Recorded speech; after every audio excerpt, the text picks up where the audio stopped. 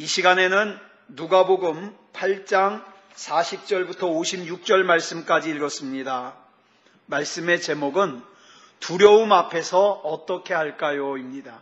두려움 앞에서 어떻게 할까요? 창세기 20장 1절을 보면 무슨 이유였는지 몰라요. 아브라함이 가데스와 술 사이에 있는 그랄 땅에서 삽니다. 하나님은 분명히 거기서 살지 말라 그랬는데 거기서 살고 있습니다. 이 그랄 땅은요, 블레셋 사람이 거주하는 땅이에요. 그런데 이곳에서 아브라함이 자기 아내를 또 누이라고 속이는 이상한 행동을 또 해요. 이런 행동 언제 했었죠? 예? 일찍이 앞에서 애굽에서 아브라함이 이 짓을 한번 또 했었어요. 자기 아내를 동생이라고. 근데 여기서 또 하는 거예요. 자, 그러니까 자기 아내를 누이 동생이라고 두 번째 속이는 거죠. 자, 그러면 우리 여기서 질문 한번 해보죠. 아브라함이 왜 이런 이상한 행동을 할까요? 왜? 성경은요, 그 이유를 두려움 때문이래요. 두려움 때문에.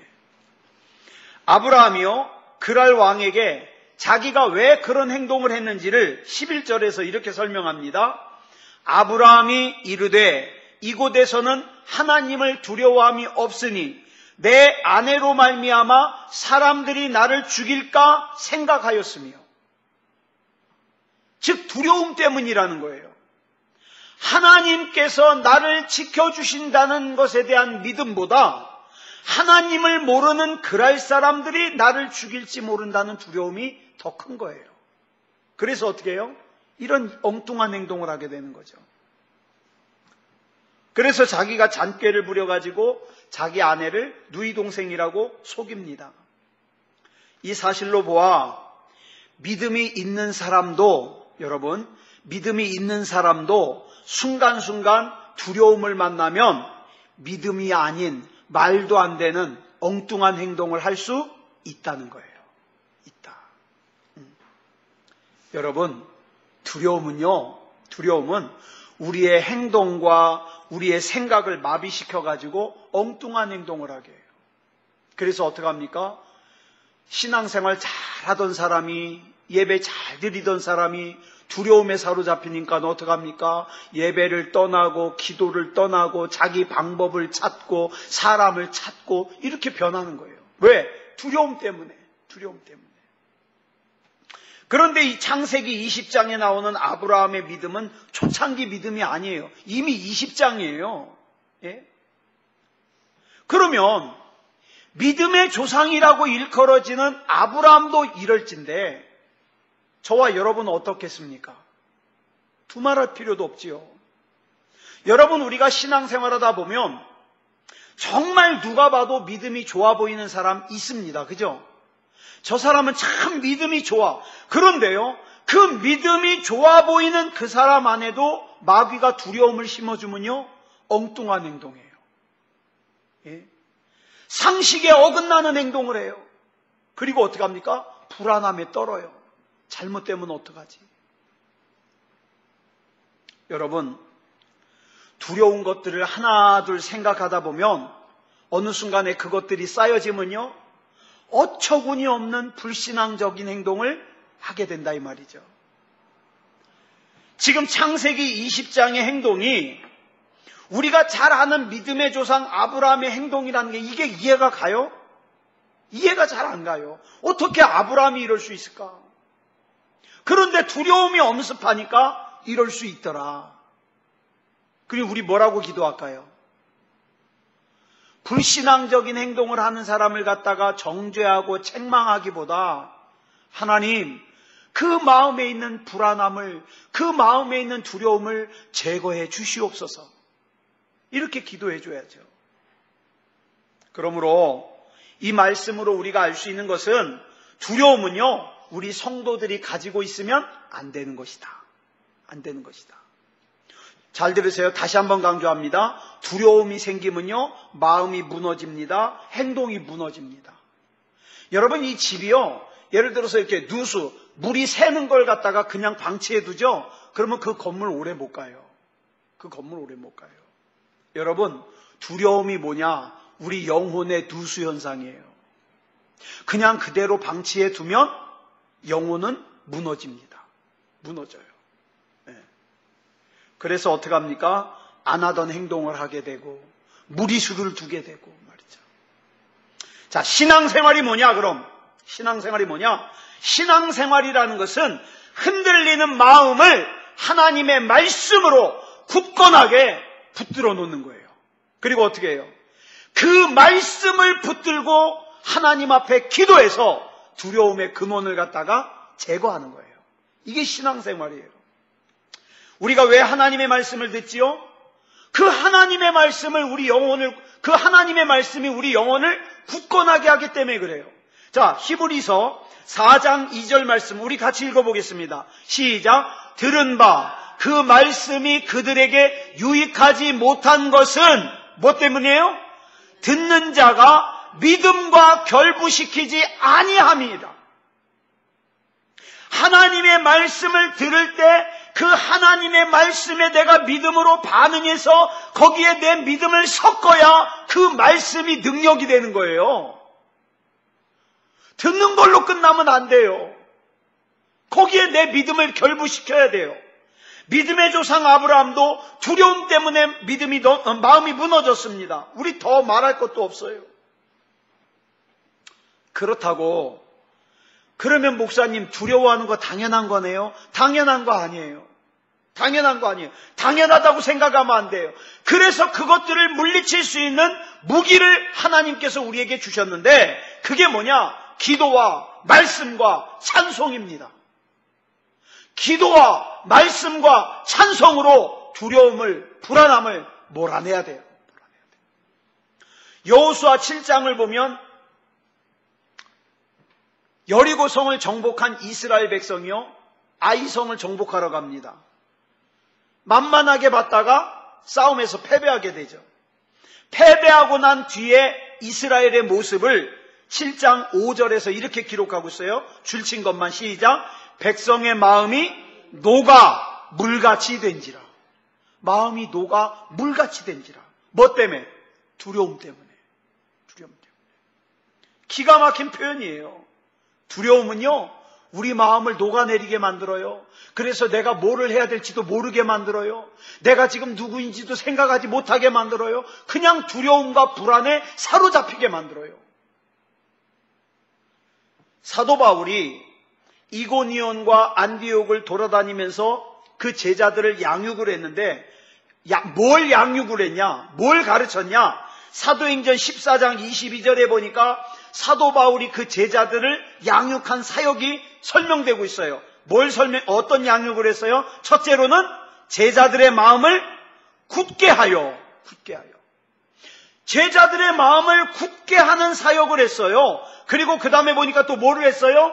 이 믿음에 머물러 있으라 권하고, 믿음에 머물러 있기를 사역했어요.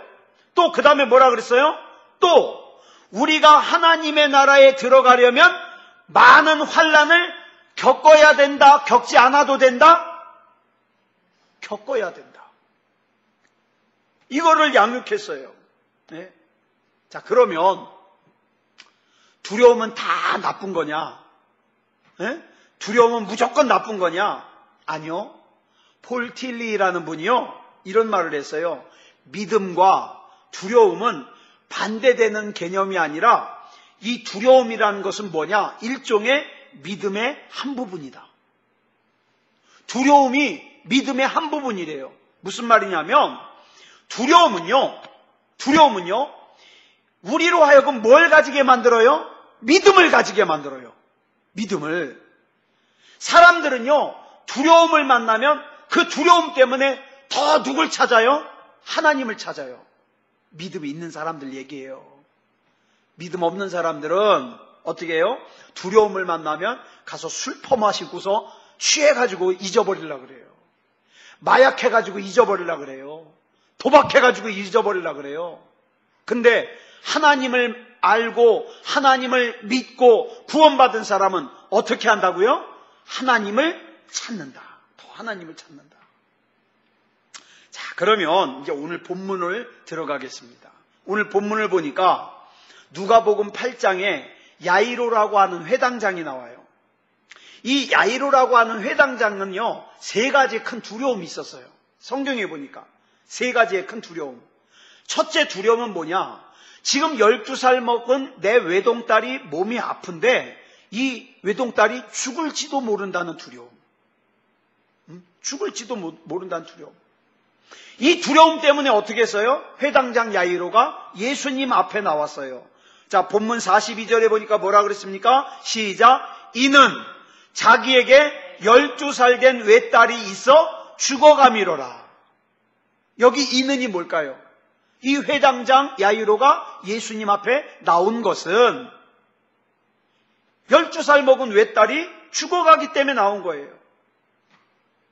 지금 이 야이로에게 이 문제보다 더 시급하고 중요한 문제가 없어요. 회당장 야이로는 분명히 자기가 가지고 있는 재산과 자기가 알고 있는 인맥을 다 동원해가지고 자기 외동딸을 살려보려고 했을 거예요. 그런데 그 모든 방법이 다 어떻게 해요? 실패했어요. 만약에 좋은 의사를 만났다거나 좋은 약을 만나가지고 이 회당장 야이로의 딸이 살았어요. 고쳐졌어요. 그러면 이 야이로가 예수님 찾아갔을까요? 안 찾아갔죠. 그러면 결과적으로 야이로도 구원 못 받아요. 딸도 구원 못 받아요. 지금 당장은 낫을지 모르지만 구원 못 받아요. 그런데 이 회당장 야이로가 사용한 방법이 전부 실패하고 나니까 이제 뭐만 남았어요? 예수님만이 희망인 거예요. 다시 한번 강조합니다. 만약에 이 야이로에게 자기 딸이 죽어가고 있다는 절박한 문제가 없었다면 이 야이로는 영원히 예수님 안 찾았을 거예요. 자, 그렇다면 회당장 야이로의 딸이 죽어간 게 복이에요? 복이 아니에요? 이게 또 복이에요. 왜 복이에요? 그의 사랑하는 딸이 죽어가고 있다는 이 두려움은 회당장 야이로로 하여금 예수님을 찾게 만들어요. 자, 그 다음에 두 번째 두려움. 회당장 야이로의 두 번째 두려움은 예수님께서 너무 지체하시는 것 같다는 두려움이에요. 회당장 야이로와 함께 예수님이 야이로의 집으로 오시는 길에 누가 예수님을 가로챘어요? 12년 동안 혈루병으로 고생한 여자가 몰래 예수님의 옷을 만져요. 그래가지고 예수님이 돌아서가지고 누가 나 만졌냐? 그랬더니 제자들이 예수님, 이렇게 사람들이 많은데 서로 밀치는데, 누가 나를 만졌냐? 그러면 누가 예수님 만졌다고 얘기하겠어요? 아니다. 지금 누가 나 만져가지고 내 능력이 나갔다. 그렇죠? 여러분, 우리는 이게 하나님 말씀이니까 읽지만 회당장 야이로의 입장에서 한번 생각해봐요. 속 터지는 일 아니에요? 지금 한시가 급한데 누가 몸에 손을 댔든 그것 좀 상관하지 말고 좀 빨리 좀 가지. 뭘 그걸 또 돌아서 가지고 누가 나 만졌냐고 얘기하고 말이죠. 예? 더 기가 막힌 게 뭔지 아세요? 본문 49절 보겠습니다. 시작. 아직 말씀하실 때에 회당장의 집에서 사람이 와서 말하되 당신의 딸이 죽었나이다. 선생님을 더 괴롭게 하지 마소서 하거늘. 여러분, 아직 말씀하실 때, 지금 혈루병 걸린 여자와 예수님과의 대화가 아직 안 끝났어요. 그런데 그 순간에 야이로의 집에서 사람들이 와서 말하기를 딸이 죽었다고, 이제 상황 끝났다고, 예수님 더 귀찮게 하지 말라고 얘기합니다. 여러분이 만약에 회당장 야이로의 입장에서 한번 생각해 보세요. 무슨 생각이 들까요? 좀 빨리 좀 가자니까. 내가 그렇게 급하다고 얘기했는데. 그 누가 만졌는지 그게 무슨 소리. 저 여자를 고칠 것 같으면 빨리 내 딸부터 살려주고 와서 고치면 얼마나 좋아요. 그렇게 미적미적 하더니 내 딸 죽었잖아요. 그렇죠? 네. 저는 이 말씀을 읽을 때 이 집에서 온 사람들이 딸이 죽었다고 얘기할 때 저는 이 회당장 야이로의 얼굴이 너무 궁금해요. 얼마나 아팠을까? 얼마나 속상했을까? 근데요, 저는 어쩌면 이 순간에 회당장 야이로의 이 두려움을 가지고 계신 저와 여러분이 있을지도 모른다는 생각을 가져요. 나는 급한데, 나는 이 응답이 급한데 하나님은 왜 이렇게 늑적지근하실까? 왜 이렇게 더딜까? 그냥 한 번에 싹 해주면 얼마나 좋아? 예? 이 문제를 위해서 나는 작정기도도 했고 금식기도도 했고 철야도 했고 헌금도 해봤고 봉사도 해봤는데 하나님의 응답은 왜 이렇게 더딘 거지? 속상한 거예요. 막 속상해.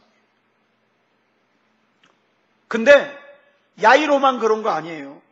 시편 13편 1절에 보니까 저와 여러분이 좋아하는 다윗도 그랬어요. 한번 읽어볼까요? 시작. 여호와여, 어느 때까지니까 나를 영원히 잊으시나이까? 주의 얼굴을 나에게서 어느 때까지 숨기시겠나이까? 여러분, 이 말씀에서 다윗의 속 터지는 마음이 느껴지지 않아요? 하나님, 아니 내가 언제 왕 하고 싶다 그랬어요? 왕 하고 싶다고도 안 했는데 괜히 와서 사무엘 선지자 보내가지고 왕 되라고 기름 붓더니 맨날 도망이나 다니고 저 언제까지 도망 다녀야 돼요? 속 터지죠. 너무 속이 상해가지고 하나님의 이름을 불러도 하나님의 얼굴이 보이지도 않아요. 애원을 해도 하나님의 손길이 느껴지지도 않아요. 그 갈멜산 꼭대기에서 엘리야 선지자에게 보이셨던 것처럼 저쪽에서 손바닥만한 구름이라도 좀 보여주시면 나 그거 위안 삼아서 기다리겠는데 그것도 안 보내주셔요. 하나님, 언제까지 기다려야 돼요? 아니, 응답은 해주시기는 하시는 겁니까? 아까 제가 100억 있었으면 좋겠다 그러는데 하나님, 도대체 100억은 주시기는 하실 겁니까? 뭐 이런 거 있죠. 농담이에요. 전 100억 달라고 기도 안 해요. 여러분, 이런 마음이, 이런 두려움이 저와 여러분에게도 있을 수 있다. 너무 응답이 더디다고. 자, 그 다음에 세 번째 두려움이 또 있어요. 회당장 야이로에게 있었던 세 번째 두려움은 뭐냐? 이제 모든 것이 다 끝났구나 하는 두려움. 절망의 두려움. 자, 본문 49절로 50절까지 다시 한번 읽어볼까요? 시작.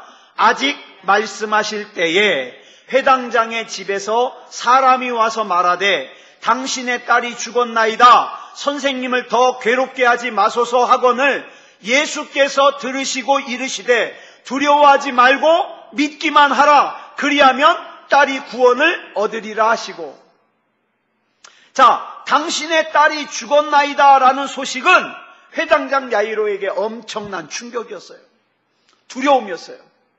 사랑하는 여러분, 지금 야이로가 모시고 가고 있는 분이 누구예요? 하나님이에요. 그렇죠? 하나님이에요. 이 세상에서 가장 전능하신 분이에요. 못 고칠 질병이 없는 분이에요. 그런 탁월한 능력을 지니신 예수님을 지금 모시고 가고 있는데 야이로의 생각에 그 모든 수고와 모든 노력이 지금 다 끝난 것 같아요. 왜? 죽었다니까. 그토록 딸을 살리려고 애를 썼는데 모든 노력이 이제 다 끝난 것 같아요. 어쩌면 그 충격과 두려움 때문에 회당장 야이로는 아마 서 있지도 못했을 것 같아요. 비쩍비쩍. 갑자기 두 다리에 힘이 빠지고 눈에 초점이 흐려지고 눈물이 솟아나고 이 눈물은 속상함 또 늑적지근한 예수님에 대한 원망 뭐 이런 거 다 섞여 있겠죠. 막 눈물이 막 솟아날 거예요. 허탈함이 밀려왔을 거예요. 자, 그렇다면 이제 여기서 예수님께서 이 두려움에 사로잡혀 있는 회당장 야이로에게 어떻게 믿음을 심어주시는지 우리가 본문을 통해서 봐야 돼요. 네, 본문을 통해서. 자, 먼저 우리가 알아야 될 것은 회당장 야이로는 자기가 할 수 있는 일 다 했어요. 최선 다 했어요. 여러분, 우리가 중간에 예수님을 부르다가 내가 이거 하면 뭐해? 아유, 아무짝에도 쓸모가 없어. 포기하지 말 것은, 잘 보세요. 회당장은요, 예수님을 찾았어요. 예수님을 만났어요. 그래서 지금 예수님과 함께 집으로 가고 있어요. 그런데 그렇게 최선을 다했음에도 불구하고 집에 도착하기도 전에 집에서 소식이 오기를 내 사랑하는 외동딸이 죽었대요. 야이로의 생각에는 상황이 다 끝났어요. 속상해요. 내가 그토록 두려워하던 그 일들이 지금 일어난 거예요. 여기까지가 회당장 야이로가 할 일이에요. 많은 사람들이요, 여기까지 안 해요. 그냥 생각만 했다가 주저앉아 버려요. 내가 하나님 앞에 헌신한다고 뭐가 될까? 에이, 안 될 거야. 아예 헌신도 하지 말아야지. 내가 그렇게 매일 기도한다고 뭐가 이루어질까? 에이, 안 될 거야. 아예 힘들게, 귀찮게 그런 거 만들지 말자. 주저앉아 버려요. 여러분 잘 들으세요. 여기까지가 회당장 야이로가 할 일이에요. 그 다음은 누가 할 일이에요? 예수님이 하셔야 될 일이에요. 여러분, 예수님이 하셔야 될 일까지 여러분이 판단하면 안 돼요. 주님만이 내 사랑하는 딸을 살릴 수 있다는 믿음을 가지고 예수님 앞에 나왔던 회당장 야이로에게 이제 예수님이 하실 일이 뭐예요? 네가 가졌던 그 믿음, 내가 네 딸을 살릴 수 있다고 가졌던 그 믿음이 헛된 믿음이 아니라는 것을 내가 너에게 보여주겠단 말이에요. 이게 중요한 거예요. 이제 예수님이 나설 때예요.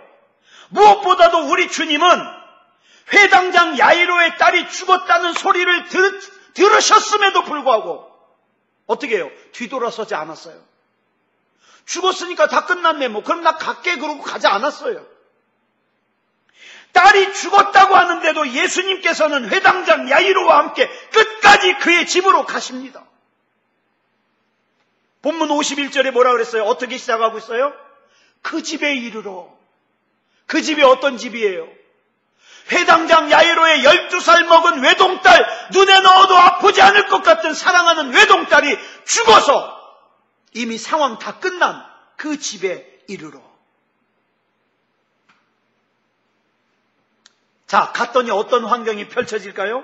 52절 줄친 것만 시작. 모든 사람이 아이를 위하여 울며 통곡하며. 저는요, 성경 보면서 항상 느끼는 건데 사람이 해줄 수 있는 건 이것밖에 없어요. 그죠? 죽고 나면 사람이 해줄 수 있는 건 이것밖에 없어요. 여러분들이요, 어려운 일 겪고 나잖아요. 사람이 해줄 수 있는 건 뭐밖에 없어요? 얼마나 힘들어, 얼마나 고통스러워, 요것밖에 없어요. 그 소리 들으려고 하나님 등지고 사람에게 갑니까? 그런 바보 멍청이가 어디 있어요? 너를 도울 수 없는 인생을 의지하지 말라고 하나님께서 그렇게 말씀하셨어요. 사람들은요, 아이가 죽었을 때 울어주는 것밖에 못해요. 통곡하는 것밖에 못해요. 이미 회당장 야이로의 집은 모든 상황이 다 끝났다는 비탄과 슬픔과 통곡만이 가득 찼어요. 모든 소망의 불씨는 다 꺼졌어요. 절망만이 가득합니다. 사랑하는 여러분, 바로 여기에 은혜가 있어요. 이제 이 상황은 누구밖에 바꿀 수 없어요? 누구밖에? 하나님밖에. 모든 것이 다 끝나버린 것 같은 집, 더 이상 어떤 소망도 기대할 수 없을 것 같은 집, 오직 슬픔과 통곡과 비탄만으로 가득 찬 그 집에 중요한 것은 거기 누가 같이 계셔요? 예수님이 같이 계셔요. 지금 예수님은 나의 소망입니다. 예수님은 나의 힘입니다. 거기서부터 회복이 시작되는 거예요. 그래서 끝까지 우리는 믿음을 놓을 수 없는 거예요. 끝까지 기도를 포기할 수 없는 거예요. 왜? 주님만이 나의 소망이기 때문에, 주님만이 나의 힘이기 때문에. 자, 두 번째. 그렇게 같이 계신 주님께서 하신 일이 52절에 나와요. 자, 나머지 부분을 읽어보면 52절 같이 읽겠습니다. 시작. 모든 사람이 아이를 위하여 울며 통곡하며 예수께서 이르시되 울지 말라, 죽은 것이 아니라 잔다 하시니. 여러분, 우리 주님은 회당장 야이로와 함께 끝까지 그의 집으로 가셨습니다. 그리고 두 번째로 하신 일이 뭐예요? 딸이 죽은 것이 아니라 잔다. 잔다. 선포해 주셨어요.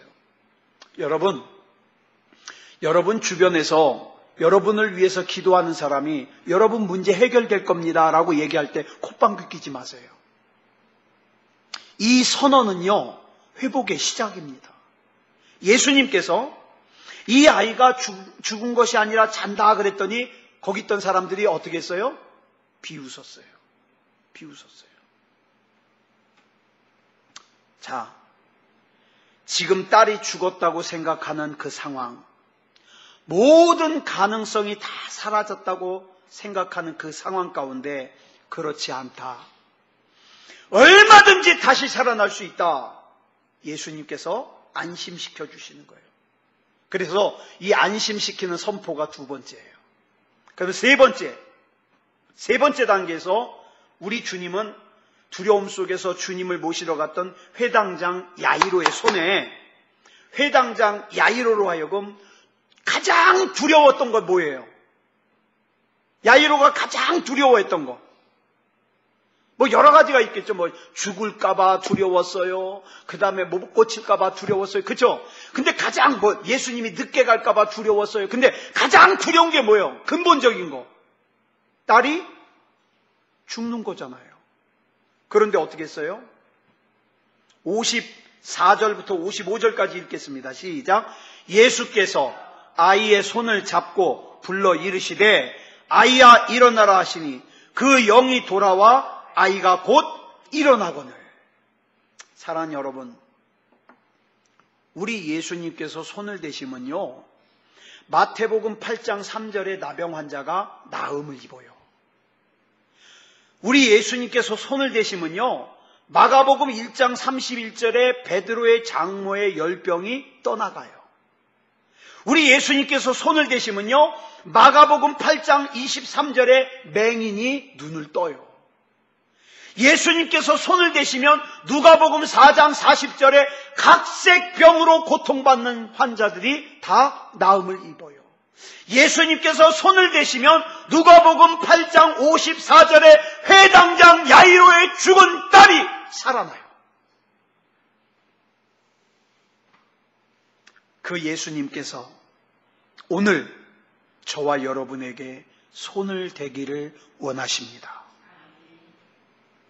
사랑하는 여러분, 오늘 회당장 야이로를 통해 우리의 믿음을 격려해 주시는 예수님을 만나길 바랍니다.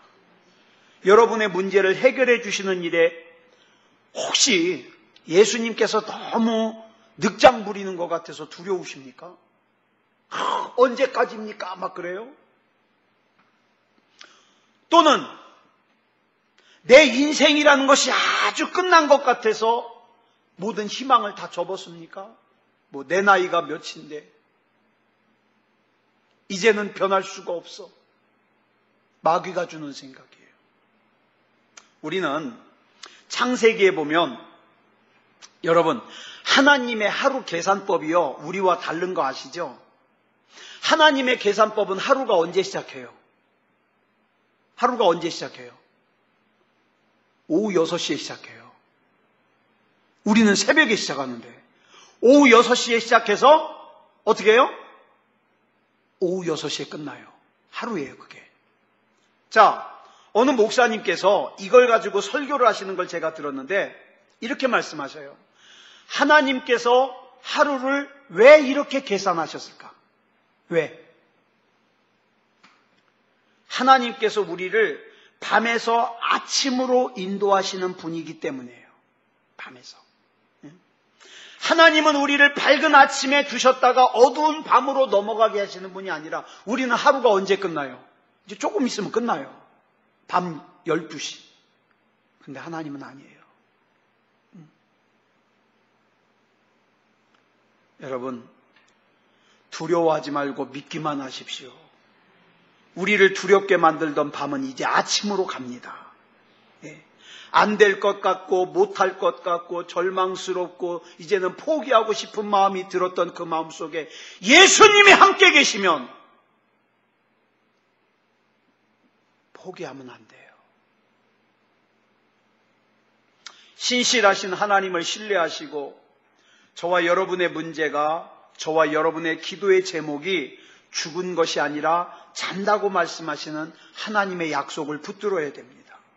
자, 오늘도 우리 주님 앞에 이런 믿음다운 믿음으로 서 있는 저와 여러분이 되기를 그리스도 예수님의 이름으로 간절히 축원합니다. 기도하겠습니다. 사랑의 하나님, 은혜를 감사합니다. 우리에게 기도 제목이 있습니다. 하나님, 그냥 세상에서 나 혼자 잘 먹고 잘 살려는 기도의 제목이 아니라 하나님, 많은 사람들이 나를 통해 하나님을 봅니다. 내가 하나님을 믿는다는 걸 알기 때문에 나를 통해서 이 나라는 존재가 예수 믿는 사람들을 대표합니다. 그렇기 때문에 내가 잘못되면 내가 믿는 하나님이 조롱을 당합니다. 사랑의 아버지 하나님, 하나님 앞에 믿음을 가지고 나갈 때에 병든 육체도 고침받게 하시고 물질의 문제도 해결되게 하시고 우리 마음속에 원인을 알 수 없는 불안과 두려움과 초조함으로 인하여 지치고 힘들어지는 그 모든 것들이 우리 주 예수 그리스도 이름으로 고침받기를 원합니다. 사랑의 아버지 하나님, 우리 하나님께서 함께하여 주셔서 우리 주 예수 그리스도 이름으로 승리할 수 있게 하여 주시옵소서. 이미 우리 가운데 함께 계시는 예수 그리스도를 의심하지 말고 죽은 것이 아니라 잔다고 선포하시는 주님의 말씀에 아멘! 그렇게 믿음으로 화답하며 믿음으로 반응할 수 있게 주시옵소서. 우리 주님께서 오늘 이 밤에도 기도할 때 붙잡아 주실 줄 믿사오며 그리스도 예수님의 이름으로 간절히 기도드렸사옵나이다. 아멘.